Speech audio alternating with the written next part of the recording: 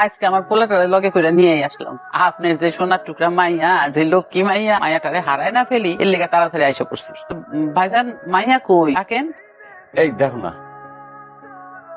মাশাআল্লাহ, আপনি মাইয়া তো আসলে একটা সোনার টুকরা। ওয়ালাইকুম সালাম। তো ভাইজান, আপনার মাইয়ারে যদি আমি আমার মাইয়া কইরা আমার ঘরে নিয়ে যাই, আপনার কি কোনো আপত্তি আছে? আমার মাইয়ার একটা ইচ্ছা আছে, ও পড়াশোনায় খুব ভালো, পড়াশোনাটা চালাইয়া যেতে চায়। ভালো তো, সমস্যা কি? আমার ছোট মাইয়া তো কলেজে পড়াশোনা করতেছে, লগে করবো। আর সংসারে শিক্ষিত মা থাকা ভালো, তাতে করে নাতি নাতনিরাও শিক্ষিত হইব। আমার রকিবুল অবশ্য খুব ভালো পোলা, আমার পোলাও কইয়া কইতাছি না। আপনার মাইয়ার সুখ শান্তির কোনো অভাব হইব না। আমার মাইয়াটার যে এত সৌভাগ্য আমি বিশ্বাস করতে পারতাছি না। বাবা যাও তাহলে, পরে নিয়ে একটু ফিরে আসো যাও। আপনাদের এনে ডিমের কিস কত কইরা? ডিম তো আমরা কেস করে কিনি না, খালি করে কিনি। হানি কত? মনে হয় 36 টাকা। এই মুন্না, এই পশ্চিম পাড়ায় ডজন প্রতি 3 টাকা করে বাড়ায় বেচবি, বুঝছস? আমার তো ডিমের ব্যবসা, দৌলতপুরে আমার ডিমের আড়ত আছে।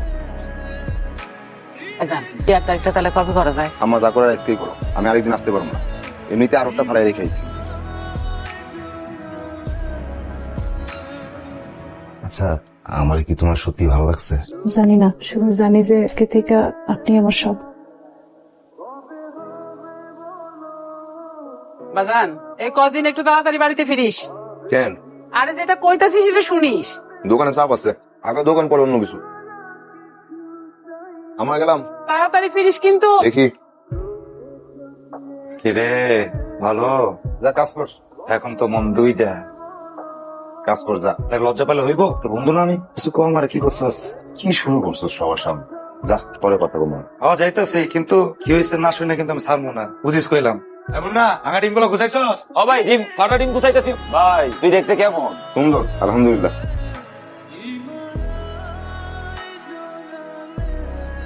তুমি কিছু কইবা?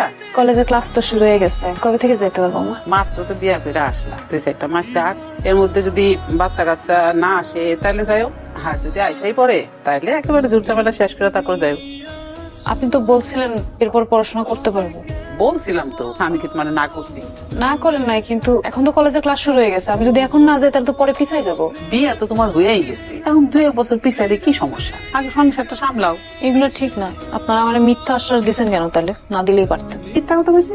মিথ্যা কথা না, মিথ্যা আশ্বাস দিচ্ছেন। বললেন না যে বিয়ের পরে পড়াশোনা করতে পারবো। এসব নিয়ে কথা বলার কোনো কাজ নাই। ভাই যেটা কইছে বুঝে শুনে কইছে। আপনিও একই কথা কইতেছেন, তাহলে আপনারা সবাই মিলে আমার মিথ্যা কথা বলে নিয়ে আসছেন কেন? মিথ্যে করে বিয়ে করছি, সবাই রাজি হলো, তারপরেই তো বিয়ে করলাম। আপনার মা তখন এক কথা কইছে, এখন শুন পাল্টায় ফেলাইছে। মার সামনে গলা উঠে কথা দিবা না। এই পড়াশোনা টড়াশোনার দরকার নেই, ঘরের বউ ঘরের বউয়ের মতো থাকবো।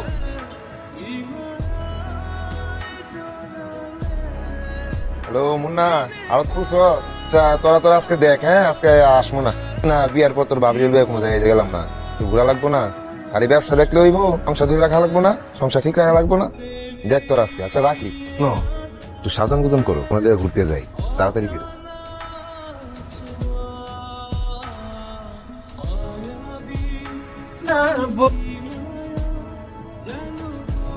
বলছি না এত প্যান পানি ভালো লাগে না, সারাক্ষণ খালি জ্ঞান জ্ঞান জ্ঞান জ্ঞান।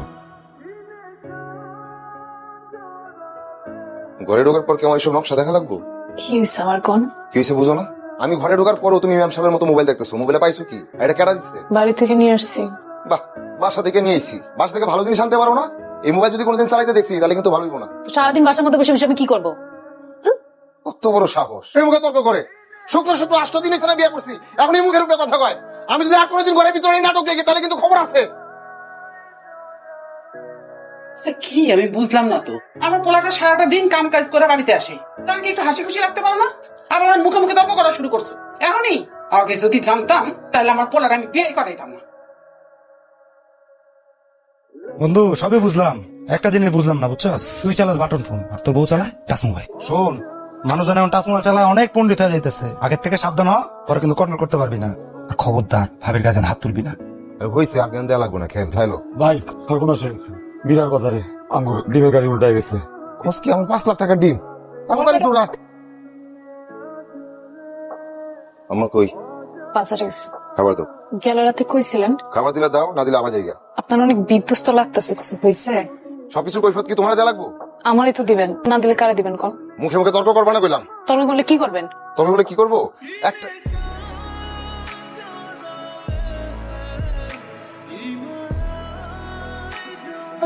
এইরকম একটা দরজাল মাইয়া আপনার করে ধরে দিচ্ছেন জান তোমার পোড়াদের মায়ের একেবারে পিসা ফেলাইছে টাইম না শুনলে এরকম মাইয়া কেন ধরে দিলেন? এটা তুই কি করলি? তোরে কি আমরা এই শিক্ষা দিছি? ওগুলো ছোট করলি, এই দিনও দেখাইলি। স্বামীর গায়ে হাত তুলতে গেলি কেন?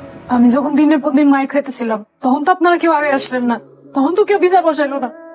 মায়া মানুষ দেখে এই মাইয়ারে আমি আমার পোড়ার সাথে রাখুন না, আমি তালাকের ব্যবস্থা করতেছি। আর কি তুই এখনই ওরা তালাক দে। তালাক দিমু কেন? বিয়ে করছি কি তালাক দিতে? আমিও তার গায়ে হাত তুলছি, সেও আমার গায়ে হাত তুলছে। সত্যি আব্বা মা দিন ভাত খাই যায় না।